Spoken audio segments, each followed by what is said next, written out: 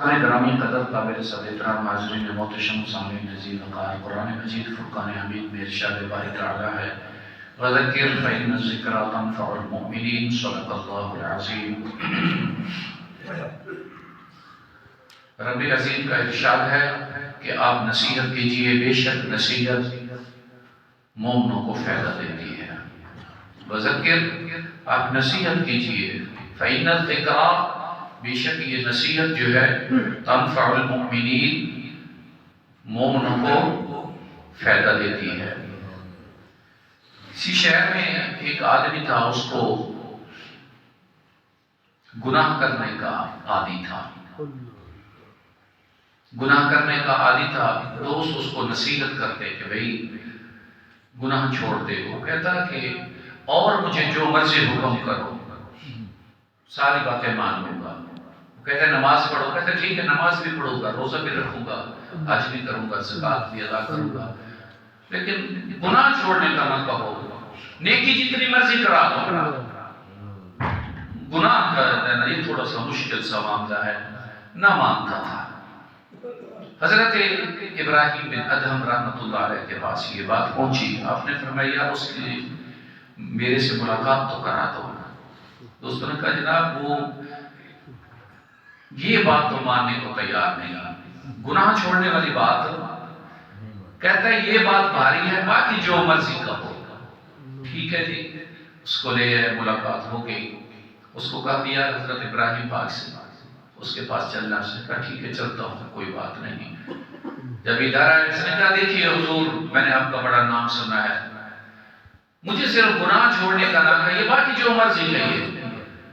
آپ نے فرمایا بھائی میں نے آپ کو کب کہا ہے تو گناہ چھوڑ دے، کچھ بھی نہیں کہتا۔ اس کو کھانا کھلایا، اس کی اچھی خاطر تواضع کی، اس نے اخلاق کے ساتھ اس کے ساتھ پیش ہے، بٹھایا۔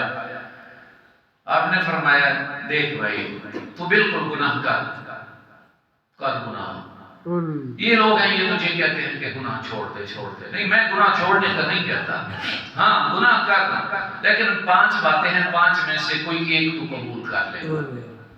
اس نے کہا تو 1000 باتیں قبول کروا، تو 5 میں سے ایک کہتا ہے، جتنی باتیں کہے گا قبول کر لوں گا۔ آپ نے فرمایا نہیں، صرف ایک بات قبول کر لے، گناہ چھوڑنے کا میں تجھے نہیں کہوں گا۔ اس نے کہا ٹھیک ہے بس، اب دل راضی ہو گیا، کہیے۔ آپ نے فرمایا صرف پہلی بات 5 میں سے یہ ہے کہ تو اس طرح کر کہ اگر تو گناہ کرتا ہے نا تو میرے اللہ کے ملک میں نہ کر، کسی اور کے ملک میں جا کر گناہ کر، جہاں پر میرے اللہ کی بادشاہی ہے نا اس میں گناہ نہ کر، کسی اور بادشاہ ڈھونڈ لے، اس کے پاس چلا جا، ادھر جتنا مرضی کرتا ہے، کوئی کچھ بھی نہیں کہے گا۔ تھوڑی دیر اس نے سوچا، گناہ گار تھا لیکن اللہ نے عقل دے رکھی تھی۔ کہتا ہے نہیں یار یہ کیسے ہو سکتا ہے، اللہ کی بادشاہی سے کیسے نکل سکتا ہوں، یہ تو زمین و آسمانوں میں میرے اللہ کی 2 بادشاہی ہے، اس سے تو میں نہیں نکل سکتا، کہاں جاؤں گا؟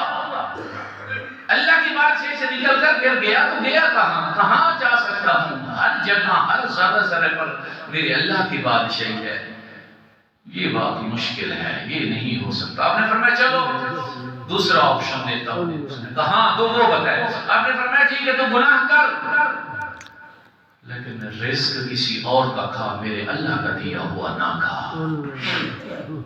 رزاق کوئی اور تلاش کر لے، ہاں اگر میرے اللہ کا دیا ہوا رزق کھاتا ہے پھر تو چلو گناہ نہیں، ہاں کوئی اور بندہ تلاش کر لے، کسی اور بادشاہ کا رزق دیا ہوا تو کھا لے، تو پھر جو مرضی گناہ کرتا چلا جاؤ۔ پھر سوچ میں پڑ گیا، تھوڑی دیر کے بعد کہتا ہے ان اللہ هو الرزاق ذو القوة المتین، کہ سب کو رزق دینے والے کی ذات تو اللہ کی ذات ہے، رزق دینے والا تو اللہ ہے، اگر اللہ کو چھوڑ دیا تو پھر کس سے رزق حاصل کروں گا؟ کوئی کسی کو نہیں دینے والا، رزق دینے والا تو مالک اللہ ہے، وما من دابۃ فی الارض الا علی اللہ رزقها۔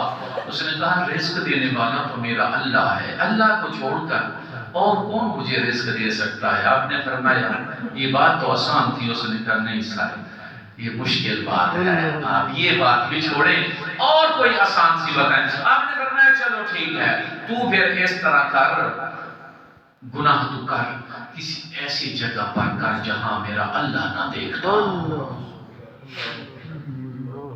دوستو توجہ تو ہے نا، آج تو بالکل میٹھا درس میں نے آپ کے لیے تیار کیا ہے۔ آپ نے فرمایا گناہ کر، گناہ سے منع نہیں کرتا، کسی جگہ چھوڑ کے کر لیا گا، کسی غار میں، کسی پہاڑ میں، کسی بند کمرے میں جہاں کو لائٹ وغیرہ کوئی چیز بھی نہ ہونا، ہاں ایسی جگہ کر جہاں پر تیرا یہ گمان ہو کہ میرا اللہ نہیں دیکھتا، اس جگہ تو گناہ کر لے۔ تھوڑی دیر سوچ میں پڑ گیا، پھر کہتا ہے ان اللہ علیم بذات الصدور، اللہ تو وہ ہے جو سینے کی بات سے بھی واقف ہے۔ وَنَحْنُ أَقْرَبُ إِلَيْهِ مِنْ حَبْلِ الْوَرِيدِ، انسان کی شاہ رگ سے بھی زیادہ قریب ہے۔ اللہ سے کوئی چیز جب پوشیدہ ہے نہیں، اللہ سے کیسے چھپ کر گناہ کر سکتا؟ آپ نے فرمایا باتیں دو تین آسان تھی، آپ نے فرمایا پھر یہ انسانیت کی بات کب ہے؟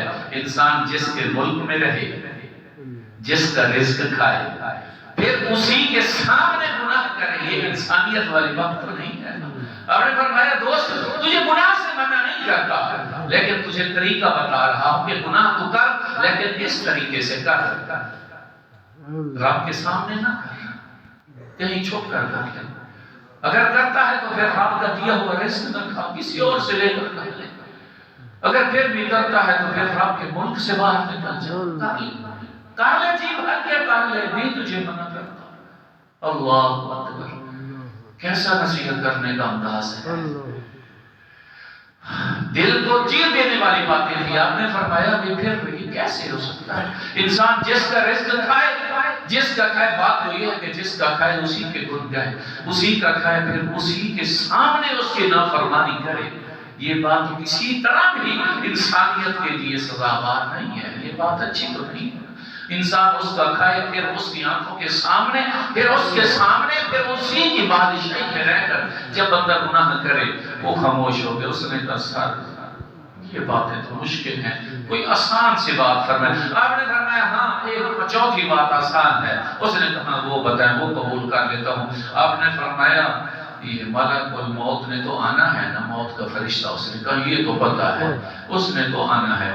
آپ نے فرمایا یہ اسلام تیار کر دے، وعدہ کر لے، کوئی گواہ لا کہ جب موت کا فرشتہ آئے گا تو اس کو یہ کہے گا کہ یا نبی چلا جا، مجھے 2-4 گھنٹے یا دن کی مہلت دے دے، میں توبہ کر لیتا ہوں، پھر اس کے بعد میرا روح قبض کر لینا۔ آپ سن رہے ہیں نا؟ آپ نے فرمایا 3 باتیں تو مشکل ہے، چوتھی آسان ہے۔ اس بات کے اوپر تو جو ہے ایگری ہو جا، تو کوئی گواہ لا دے کہ تو اتنا کر سکتا ہے کہ جب موت کا فرشتہ آئے اس کو ٹال دینا، اس کو کہنا ابھی واپس چلا جا، ابھی میرا کوئی پروگرام مرنے کا نہیں ہے۔ گناہگار تو تھا لیکن دل میں کوئی رائی کے دانے کے برابر ایمان تھا۔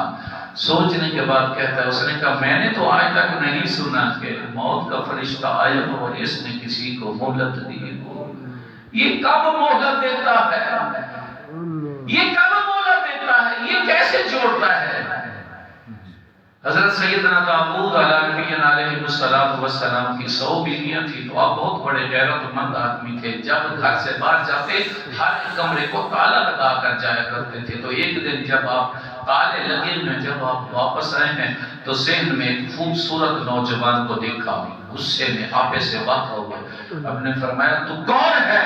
اس نے کہا آپ مجھے نہیں جانتے۔ ہم نے فرمایا تو اندر کیسے آیا؟ کس کی اجازت سے آیا؟ تیری جرات کیسے ہوئی؟ اس نے کہا حضور آہستہ بات کیجئے، میں جس گھر میں بھی جاتا ہوں بس جس کے حکم سے جاتا ہوں مجھے اجازت لینے کی ضرورت نہیں پڑ رہی۔ اس نے فرمایا مجھے اجازت وغیرہ لینے کی ضرورت نہیں ہوتی، اور نہ میں کسی پروگرام کے تحت جاتا ہوں، جب حکم اوپر سے ملتا ہے میں چلا جاتا ہوں، مجھے کیا ضرورت کسی۔ آپ سمجھ گئے اللہ کے نبی تھے نا۔ آپ نے فرمایا لگتا ہے دوست کا پیغام آ گیا ہے مجھے بلانے کے لیے۔ آپ نے حضرت اسرائیل علیہ السلام کہتے ہیں جی سر، تو آپ بات بھی کر رہے تھے، اوپر مالک نبی کی طرف سیڑھیوں کے اوپر جا بھی رہے تھے، جب 2-3 سٹیپ اوپر چڑھ گئے تو آپ نے پوچھا اوپر کمرے میں چلا جاؤں؟ تو اسرائیل علیہ السلام نے کہا نہیں حضور آرڈر نہیں ہے۔ آپ نے فرمایا صرف ایک کمرہ کھولو۔ اسرائیل علیہ السلام کہتے ہیں حضور اوپر سے آرڈر سخت ہے۔ اب نے فرمایا پھر جب ادھر ہی حکم ہے، میں نے کہا ادھر ہی تو حکم ہے. 2-3 سیڑھیاں حضرت داؤد علیہ السلام چڑھے تھے تو حضرت اسرائیل علیہ السلام نے آپ کے روح مبارک کو قبض کر لیا.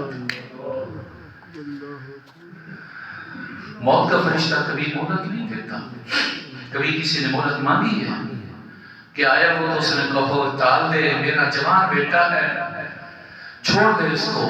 کبھی کسی نے اپنے بیٹے کو چھڑایا ہو، کسی نے کسی دوست کو چھڑایا ہو.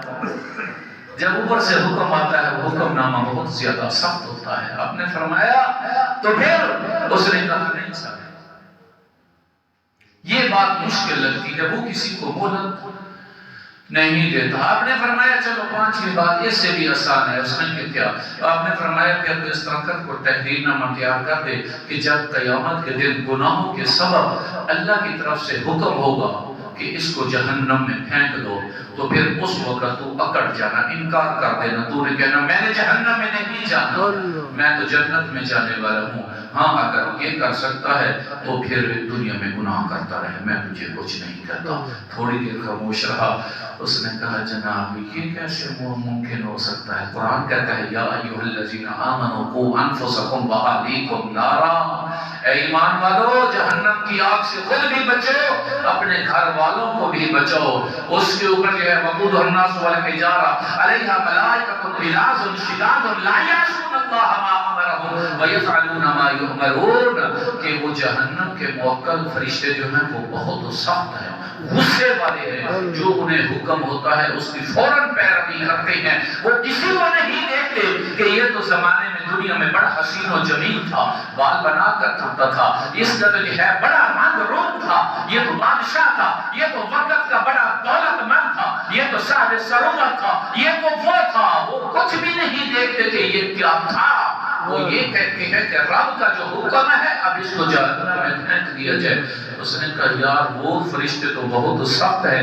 آپ نے فرمایا 5 آسان باتیں میں نے تجھے بتائی. میں نے کہا ٹھیک ہے گناہ کر اس کے ملک سے باہر نکل کر تو کہتا ہے اس کی بادشاہی سے نہیں نکل سکتا. میں نے کہا گناہ کر رزق کسی اور کا تھا تو یہ بھی نہیں کر سکتا، رزق دینے والا تو وہی ہے. میں نے کہا گناہ کر اللہ کے سامنے نہ کر، کہیں اسے چھپ کر تو کہتا ہے یہ بھی نہیں کر سکتا. میں نے کہا گناہ کر مگر مالک الموت کا جب فرشتہ آ جائے، موت کا فرشتہ، پھر اس کو انکار کر دینا، اس سے مہلت مانگ لینا، تو یہ بھی نہیں کر سکتا. میں نے کہا جہنم کے فرشتے جب لے کے جا رہے ہو تو پھر ان کو انکار کر دینا، تو یہ بھی نہیں کر سکتا. کوئی یہ بات تو کر دے، میں تجھے گناہ سے تو منع نہیں کرتا. جب اس طرح کی نصیحت کی دل پہ اثر ہوا، قدموں میں بیٹھ گیا. کہتا ہے حضور میں آپ کا مرید ہوتا ہوں، آج کے بعد گناہوں سے توبہ کر لیتا ہوں. قرآن نے کہا وَذَكِّرْ فَإِنَّ الذِّكْرَىٰ تَنفَعُ الْمُؤْمِنِينَ، کہ نصیحت کیجئے، بے شک نصیحت مومنوں کو فائدہ دیتی ہے. دیکھو نصیحت کو جب ہم یہ سوچیں کہ یہ میرے اوپر فٹ ہو رہی ہے، یہ طنز ہو رہا ہے، یہ روٹ ہو رہا ہے، دوستو ایسی بات تو نہیں ہوتی. نصیحت تو نصیحت ہوتی ہے، تبلیغ تو تبلیغ ہی ہوتی ہے نا. اثر کب ہوتی ہے؟ جب ہم تبلیغ کو تبلیغ سمجھیں، جب ہم تبلیغ کو یہ سمجھیں کہ نہیں یہ تیرے اوپر بات ہے، وہ کہہ نہیں یہ تجھے عزت کیا جا رہا ہے. استغفر اللہ، تبلیغ یہ ہوٹ کرنے والی بات ہے، قرآن و حدیث ہوٹ کرنے والی چیز ہے، یہ تو کسی کو بھی عزت نہیں کرتی. ہاں تنبیہ ہوتی ہے، کس بات پر؟ ہمارے اندر جو خرابیاں ہیں. جب ہم قرآن و حدیث کو سنیں، حضور کے اصحاب کے واقعات کو سنیں، حضور کے اہل بیت کو سنیں، پھر ان کو ایک طرف رکھیں، پھر اپنی ذات کو ایک طرف رکھیں، پھر ہم سوچیں کہ ہاں کہیں نہ کہیں ہم غلط ہیں، تو پھر تو تبلیغ اثر کرے گی. تو وگرنہ جو کچھ ہم کر رہے ہیں، ہم نے ہمیشہ یہی سوچا کہ جو بات بھی ہوئی ہم نے کہا یہ اس کے اوپر بات پوری آتی ہے، اس نے کہا یہ اس کے اوپر بات پوری آتی ہے. نہیں دوستو، یہ تو جو بندہ اگر میری طرح اگر اندر میں کچھ کمیاں ہیں تو پھر ہر ایک بات میرے اوپر بھی فٹ آتی ہے. اگر کمیاں دور کر دیں گے تو پھر کلمہ بھی آسان ہو جائے گا، قبر بھی روشن ہو جائے گی، پھر پل صراط کا راستہ بھی آسان ہو جائے گا. اللہ کی بارگاہ میں دعا ہے اللہ تعالیٰ آپ کو اور مجھے عمل کی توفیق عطا فرمائے. وآخر دعوانا ان الحمد للہ رب العالمین.